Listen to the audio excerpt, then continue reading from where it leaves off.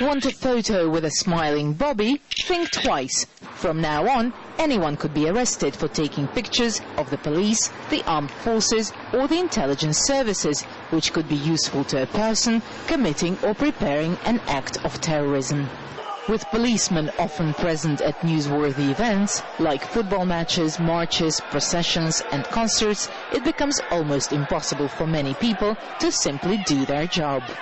Justin Tallis, a freelance photographer, has already got in trouble with the police while covering a protest. He says the vagueness of the new law is an invitation for abuse. A police officer tried to forcibly remove my camera. He didn't cite any terrorism laws, he just didn't like the fact I took his photograph. The other time I was threatened with Section 44 of the Counter-Terrorism Article, which I find bizarre, using terrorism laws to stop and search photographers and to threaten photographers. Even the parliamentarians are outraged at the new law. Austin Mitchell, a keen photographer himself, is putting together a protest to the Home Office. Well, it's absolutely ridiculous. It's going to open a Pandora's box of officiousness. People have already been stopped from taking photographs for all kinds of trivial reasons. And I've even had somebody stopped from taking pictures of the House of Commons on the grounds that it could be a terrorist target. Now, that could be said of anywhere. A person taking a photo, according to the new law, should have a reasonable excuse for their action.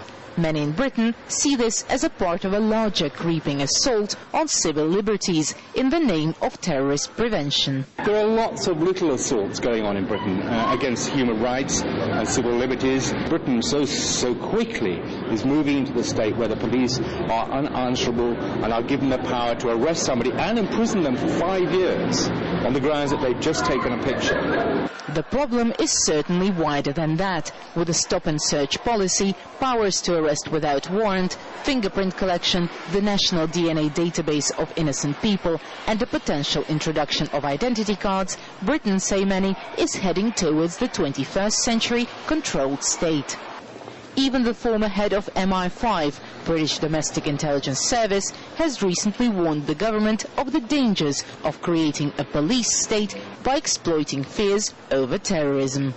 With over 4 million CCTV cameras in the UK, the largest number in the world, the state is constantly monitoring everyone's lives. And by making it illegal to turn the lens on themselves, the police have left everyone wondering who's going to keep an eye on those watching us. Daria Pushkova, RT, London.